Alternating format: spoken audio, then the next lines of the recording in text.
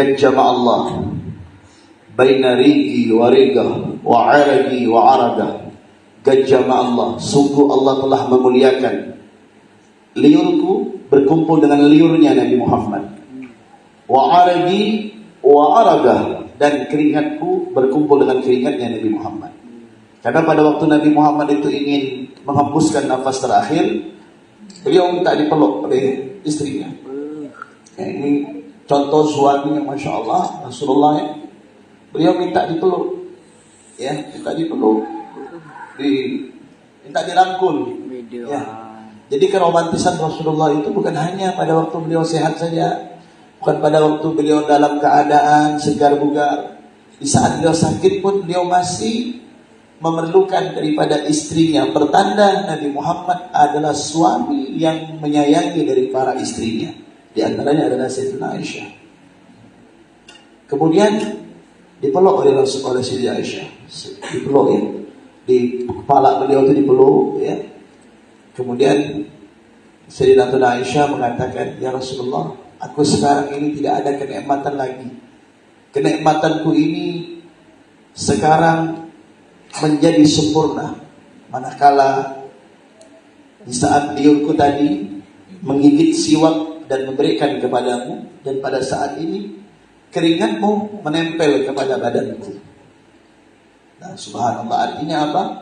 Tentunya Nabi Muhammad, kau tidak akan pernah melupakan aku. Setiap sesuatu yang disandarkan kepada Nabi Muhammad, apapun itu ya, yang mengenai daripada Nabi Muhammad, baik itu darahnya Rasulullah yang diminum oleh sahabat di saat beliau berbekam. Ada sahabat yang minum darah Rasulullah, diminum darah bekamnya Nabi. Darah bekamnya Rasulullah itu bersih, ya, tidak ada noda dan tidak najis darahnya Nabi Muhammad itu. Beda dengan darahnya kita, ya, bersih. Manakala Rasulullah suruh membuang itu darah kepada salah seorang sahabat, dikatakan, "Kau buang di mana?" "Aku sudah buang ya Rasulullah." "Ya, buang ke mana?" kata Nabi Muhammad. Dia katakan, "Maaf ya Rasulullah, aku telah membuang darahmu di dalam perutku." Artinya darahnya diminum. Bahkan Nabi Muhammad itu kalau berwudu, para sahabat itu berebut dengan air wudunya, tidak sampai jatuh ke bumi air wudunya Nabi Muhammad itu. Bahkan maaf, di saat Rasulullah buang air sekalipun sedang beristinja Nabi Muhammad, itu subhanallah ya. Di saat Rasulullah dulu kan nggak ada kamar mandi seperti kita, nggak ada toilet yang indah seperti kita ini. Di zaman dulu berbeda, toiletnya hanya pakai pelepah kurma, mungkin hanya penutup daun-daun yang tebal saja. Ini manakala Rasulullah SAW menunaikan hajatnya selayaknya manusia seperti kita, itu subhanallah, kotoran yang keluar itu langsung ditutup oleh bumi. Jadi tidak berbekas atharul baul wa atharul kharamir Rasul, tidak ada bekas, tidak ada bekasnya. Jadi bekas air senihnya Nabi Muhammad ataupun hajat yang dikeluarkan oleh Nabi Muhammad itu tidak berbekas sedikit pun ditelan oleh bumi. Ini pertanda bahwa apapun yang keluar dari dalam badan Nabi Muhammad ini adalah suci. Ya, Nabi Muhammad gak najis kan? Bersihnya Nabi Muhammad tuh gak pernah bersih, gak pernah menguap Rasulullah. Kulitnya gak pernah disentuh oleh lalat. Beda dengan kalian, kalau gak mandi lalat banyak. Apalagi mandi aja lalat masih ada, apalagi belum mandi. Ya, Nabi Muhammad kulitnya gak pernah disentuh oleh lalat. Bersih gak pernah Rasulullah. Hashim seperti kita gak pernah. Ya, nguap apalagi. Nah, Nabi Muhammad itu pada waktu beliau sudah wafat, Sayyidina Abu Bakar As-Siddiq radhiyallahu anhu wa ardhah, yang menjadi sahabat beliau sekaligus menjadi mertua beliau, karena Sayyidina Abu Bakar Siddiq menikahkan putrinya Sayyidatuna Aisyah kepada Rasulullah, itu membuka penutup jasad Rasulullah, kain penutup jasad. Dilihat wajah Nabi itu tersenyum. Rasulullah itu indah senyumnya. Ya. Makanya ada lagu Tabassam bil Habib. Ya, Tabassam bil Habib. Seorang kekasih Allah yang selalu tersenyum. Dalam keadaan meninggal, Nabi Muhammad wafat, roh sudah terpisah daripada jasad, beliau masih tersenyum. Dan pada waktu itu Sayyidina Abu Bakar melihat wajah Nabi Muhammad gak tahan. Kerinduan yang sangat luar biasa. Perpisahan yang tidak akan mungkin beliau bisa bertemu lagi di dunia, tapi beliau berharap di barzah, bahkan di akhirat dan di surga. Kemudian Sayyidina Abu Bakar memeluk Nabi Muhammad. Dipeluknya Nabi Muhammad, apa kata Sayyidina Abu Bakar? Ya Rasulullah, tibta hayyan wa tibta mayyita. Wahai Muhammad, engkau ini wangi di saat hidup dan wangi tubuhmu di saat meninggal. Jadi jasad Nabi itu wangi di saat hidup dan wangi di saat wafat. Jadi subhanallah. Makanya kita ini alhamdulillah enggak diminta. Kita enggak pernah meminta kepada Allah untuk dijadikan umat Nabi Muhammad, tetapi subhanallah, lahir kita dari rahim ibu kita langsung mendapatkan status predikat apa? Ummatul marhumah. Umat Muhammad yang disayangi, dicintai oleh Allah Subhanahu. Semua para nabi, semua para rasul, semua anbiya berharap agar bisa masuk dalam golongan umat Nabi Muhammad. Tetapi semuanya tidak diterima oleh Allah illa umat Muhammad, kecuali kita umat Nabi Muhammad. Makanya kita di bulan Rabiul Awal ini ya, kita merayakan hari kelahiran Rasulullah SAW. Bukan sesuatu yang dikatakan bid'ah. Ini adalah perbuatan yang paling disenangi oleh Rasul. Dalilnya apa? Ada dalilnya. Banyak di dalam Al-Quran itu dalilnya. Qul bifadlillah wa birahmatihi fabidzalika falyafrahu. Katakan wahai Muhammad, dengan keutamaan dan rahmat yang aku berikan kepada mereka umatmu, hendaklah mereka falyafrahu, hendaklah mereka bersukacita, bersenang-senang, bergembira. Rahmat yang paling terbesar secara iman dan Islam apa nak? Munculnya dan dihadirkannya Nabi Muhammad di hadapan umat, di hadapan alam ini. Kemudian ya, Rasulullah SAW sebagai hadiah dan kado bingkisan yang Allah berikan untuk kita semuanya. Laulaka ya Muhammad ma khalaqtul aflak. Kalau bukan karena engkau wahai Muhammad, tidak akan aku ciptakan alam semesta ini. Bahkan tidak ada manusia, tidak ada hewan, tidak ada tumbuhan, langit, bintang, bulan, planet, matahari, tidak akan pernah ada tanpa ada Nabi Muhammad.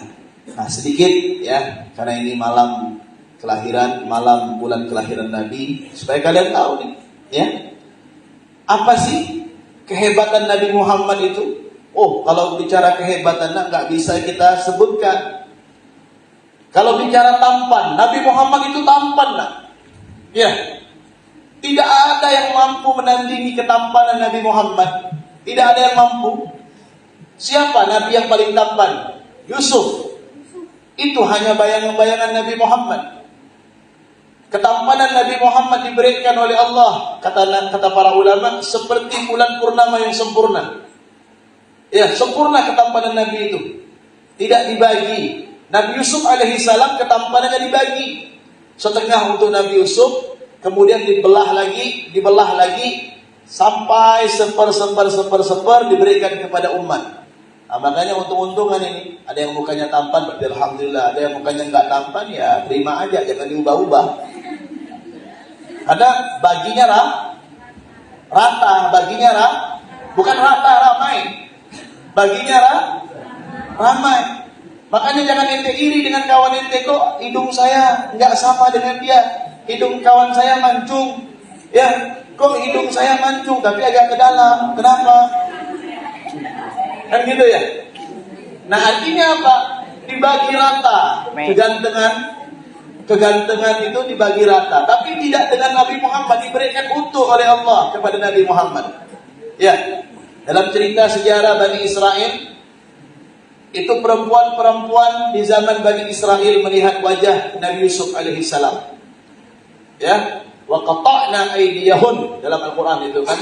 Artinya wa qata'na aydiyahun. Mereka memotong-motong, bukan qata'a, tetapi dipakai tasdid. Wa qata'na aydiyahun. Mereka memotong-motong tangannya. Di saat melihat ketampanan Nabi Allah Yusuf alaihissalam. Itu baru ketampanan Nabi Allah Yusuf, kata para ulama. Fakaifa bi ru'yati Muhammad, fakaifa bi ru'yati Kaifa bi jamali Muhammad? Bagaimana dengan kegantengan Nabi Muhammad sallallahu alaihi wasallam? Kegantengan Nabi Muhammad tidak menimbulkan perempuan di saat itu histeris. Ya, beda dengan Nabi Yusuf nih. Kalau Nabi Yusuf, kegantengannya Siti Zulaikha tergila-gila. Sahabat-sahabat Siti Zulaikha melihat kegantengan Nabi Yusuf, memotong-motong tangannya. Tetapi ketampanan Nabi tidak membuat perempuan pada saat itu histeris. Kenapa? Dikatakan nih oleh para ulama, ini hikmah untuk kalian semuanya. Apa kata para ulama? Oh, ya Yusuf bil jamal, la bil jalal. Nabi Yusuf itu hanya diberikan kegantengan saja. Walakin ar-rasul u'tiyal jamal wal jalal. Tetapi Nabi Muhammad diberikan kegantengan, dan kegantengan itu diberikan kewibawaan, sehingga perempuan pada saat itu tak sanggup memuji Nabi Muhammad.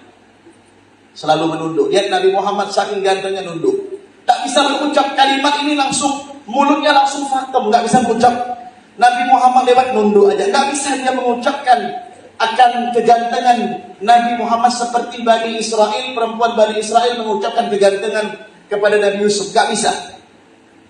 Ya, subhanallah, subhanallah. Sampai-sampai ada satu syair yang dikatakan, wa sahbu Zulaikha law ra'ayna jabinahu la aktharna takti'al yad takti'al aidi 'ala takti'al qulub 'ala al-aidi.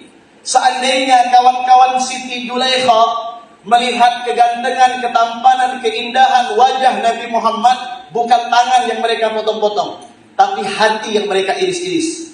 Saking gantengnya Nabi Muhammad sallallahu alaihi wasallam. Makanya idola kita adalah Nabi Muhammad. Hadis Sirajul Millah kan ada qasidah. Kekasih kita Nabi yang paling tampan, artinya ente sudah tahu nah, yang paling tampan, paling keren, ya, paling gaul, yang paling, pokoknya paling the best sudah. Itu Nabi Muhammad. Enggak ada yang lain nah. Makanya santri khususnya Raudatul Muhibbin, kita enggak bicara orang lain. Santri Raudatul Muhibbin, yuk kita idolakan Nabi Muhammad. Kalau nyebut nama Nabi Muhammad tuh kita harus hayati, ya. Ya. Tidak berlebihan. Kalau kita menyebut nama Nabi kita meneteskan air mata, berarti kita itu dipandang oleh Nabi, dilihat oleh Nabi Muhammad. Siapa sih kita dilihat oleh Nabi? Dosa kita banyak, ibadah kita kurang, kesalahan kita pun ya banyak, aib kita banyak. Tetapi kita masih dipandang oleh Rasulullah. Berarti apa? Nabi Muhammad sayang kepada Nah, di bulan Rabiul Awal ini, nak, pergunakan waktu kita. Enggak ada lain sesuatu yang dapat kita berikan. Apa sih kado yang kita berikan untuk ulang tahun Nabi? Ini bulan Rabiul Awal, nanti tanggal 12 Rabiul Awal itu ulang tahunnya Rasulullah. Sekarang menjelang daripada detik-detik tanggal 12 Rabiul Awal. Ya, kado apa yang kita berikan? Sebagaimana di saat ada orang yang ulang tahun, gurumu ulang tahun, orang tuamu ulang tahun, kawanmu berulang tahun. Engkau menyiapkan kado, bingkisan, surprise ya, kejutan. Tetapi untuk Nabi Muhammad apa nih kejutannya? Apa kado yang kita berikan? Tidak ada lain. Taat kepada Allah, jauhi maksiat, dan yang paling disenangi oleh Rasulullah SAW, kadonya adalah banyak-banyak kita membaca salawat kepada Rasulullah, salawat kepada Nabi Muhammad. Jangan bosan kita salawat ya. Apapun salawatnya terserah sudah. Ya. Apalagi sekarang kan lagi ngetren lagu Joko Tingkir ya. Hafal semuanya. Ada yang hafal semua? Ada. Wah, ngetren lagunya. Enggak apa-apa itu. Joko Tingkir itu kan wali, ya, salah satu murid daripada Wali Songo. Bagus itu qasidahnya, baca. Tapi jangan dipelintir-pelintir. Itu Joko Tingkir itu adalah wali Allah. Ya, dia seorang yang muallim, mudarris, orang yang masya Allah, gurunya adalah salah satu daripada sunan. Ya, nah, makanya apapun terserah sudah. Yang penting bagaimana cara kita membuat Nabi Muhammad itu senang bahagia. Paham nak? Ente punya suara yang bagus qasidah. Ente punya suara yang enak, baca sholawat untuk Nabi Muhammad. Teriak-teriak sholawat itu. Yang penting jangan malam hari aja ente teriak-teriak. Ente daripada ente ngomong-ngomong nggak jelas, ente sholawat kepada Nabi Muhammad. Insya Allah barokah. Paham nggak ya? Paham? Ini bulan Maulid ya. Apalagi subhanallah nih, malam ini nih ya, macam-macam ya sambutan hangat yang diberikan dari masing-masing suku, masya Allah. Dari Madurahnya ada istilah mereka itu, cocokkan saja. Buah-buahan, masya Allah. Dari orang kita yang Melayu, yang Jawa, yang Padang, yang Bugis, yang mereka ya semuanya suku diberikan kelebihan oleh Allah untuk menyambut bagaimana kedatangan Nabi Muhammad. Ayo, nah, malam ini kita di Pondok Pesantren Darul Muhibbin menyambut Nabi Muhammad dengan apa? Dengan sholawat, dengan tersenyum, dengan bahagia. Tidak ada dalam hati kita ini dan itu, hanya ingin Nabi Muhammad saja, hanya ingin ketemu Nabi Muhammad, ya kan? Makanya dikatakan lagi apa? Namamu kan terus terpahat di hatiku wahai Muhammad.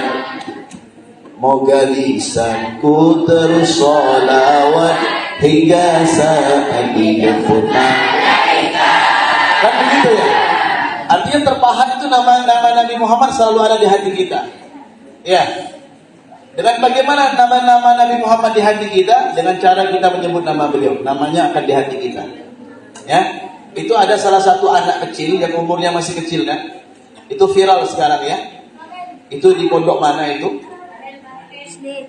Itu salah satu anak kecil yang dia setiap hari kalau setiap baca sholawat dengan teman-temannya ini, qasidah dia nangis.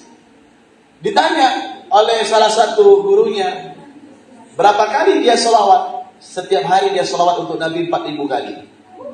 Anak kecil, mungkinlah kelas 2, kelas 3 SD, tiap hari 4.000 kali. Kalau dibacakan, ya Rabbi salli ala Muhammad, ya Rabbi salli alaihi wasallam, nangis dia. Nangisnya itu kayak anak kecil minta uang kepada orang tua yang tadi beri itu. Nah gitu tuh.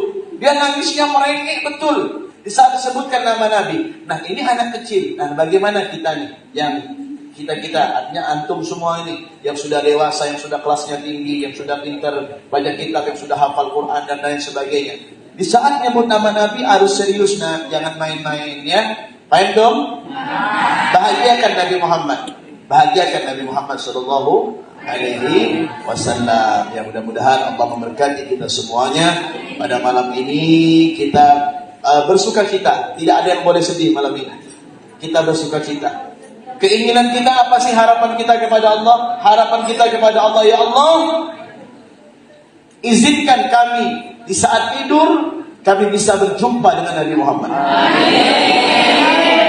Walaupun dalam mimpi, ya Allah, izinkan kami, ya Allah, seandainya kami nggak bisa mimpi Nabi, nggak bisa ketemu Nabi, izinkan kami untuk bisa berziarah Nabi.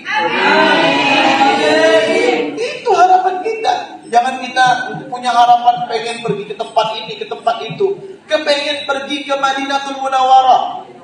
Bilang sama orang tuanya, kabari ibu bapaknya, Pak, Bu, kalau punya PC, punya uang, kumpulin. Yuk nanti kita sama-sama berangkat umroh. Apalagi sekarang umroh udah enak. Berangkat umroh bersama habaib kiai. Ayo berangkat umroh. Ya, tujuan berangkat umroh hanya ingin berziarah Nabi Muhammad. Bukan ingin apa-apa, hanya ingin beribadah kepada Allah Subhanahu. Ya, ayo pasang niat sekarang. Pasang niat antum semuanya. Antum nih anak-anak, pasang niat. Niatnya apa ya Allah? Kepengen ziarah Nabi, kepengen ziarah Nabi, tapi dengan caramu ya Allah. Orang tuaku nggak punya uang, orang tuaku kerjaannya biasa-biasa saja, penghasilannya pagi sore nggak tentu, pekerjaannya morat-marit, ya. Tetapi apakah bisa ya Allah orang tuaku berangkat umroh dan aku juga ikut bersama orang tuaku? Bisa. Tidak ada yang tidak bisa bagi Allah. Asalkan hati kita serius, hati kita sungguh-sungguh ingin bertemu dengan Nabi Muhammad, ingin ziarah dengan Nabi Muhammad, ingin bertawassul dengan Nabi Muhammad, ingin sholawat di makamnya Nabi Muhammad, ingin sholat di raudhahnya Nabi Muhammad. Harus punya cita-cita.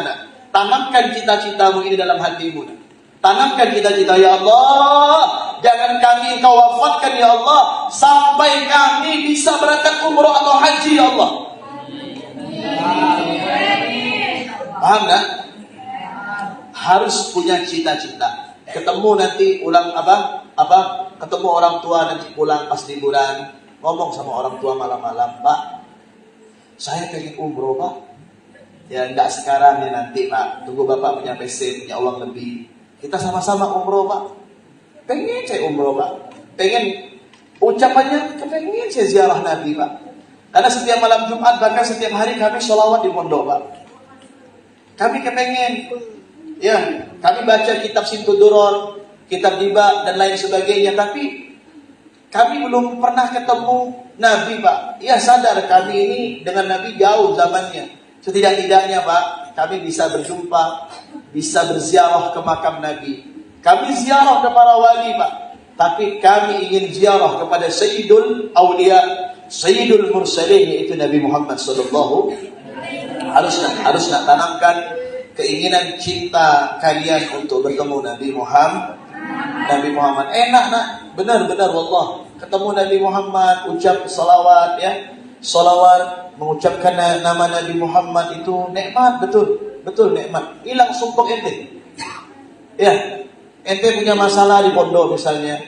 Mungkin orang tuanya jarang datang, orang tuanya jarang jenguk, atau ya maaf terlambat pembayaran SPP-nya apa. Karena orang tuanya mungkin sedang usaha cari uang, atau mungkin karena susahnya menghafal, apalagi yang itu program susah tahfidz, ya, yang hadis susah menghafal hadis. Jangan kita pesimis, apalagi sampai ada kalimat mau berhenti, jangan. Caranya gimana Bu ya? Caranya ente taat dengan aturan pondok. Yang kedua, perbanyak sholawat sama Nabi. Jangan waktu ente dibuat buang-buang lah. Ambil tasbih salawat sallallahu alaihi Muhammad wa sallallahu alaihi wasallam Muhammadin sahibul busyra salatul bashir nabiha wa ahlana wa auladana wa jami'a masyayikhina wa mu'allimina wa talabatana wa talibatina min hadha ila akhirah. Makanya 41 kali dibaca setiap subuh tuh. Ya jangan tidur. Ente tidur tambah sumpah ente.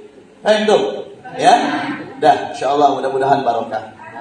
Ya, Abu ya memberikan semangat, kami semua para asatidz dan juga mewakili para ustazah memberikan semangat untuk kalian semuanya. Nah, di pondok ini kita sama-sama yuk, kita sama-sama ya, kita jaga pondok kita berjuang sama-sama. Ya, nggak ada lagi yang malas, nggak ada lagi yang melanggar, nggak ada lagi yang buang sampah sembarangan, nggak ada lagi yang ceroboh sembarangan dengan dirinya. Sudah semuanya itu hilang.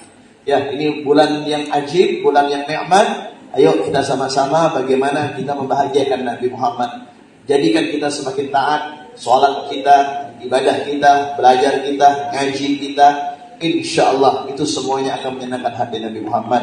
Allahumma salli ala sayyidina Muhammad. Allahumma salli ala sayyidina